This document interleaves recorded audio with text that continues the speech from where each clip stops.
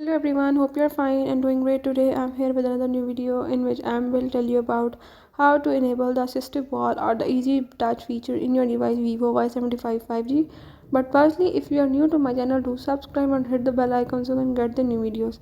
Now let's move to the topic. If you want to enable the assistive wall or the easy touch in your device Vivo Y75 5G, you can do it by the way as I'm showing in my video. Just follow the steps and watch complete video, and let's learn how you can enable the assistive wall in your device.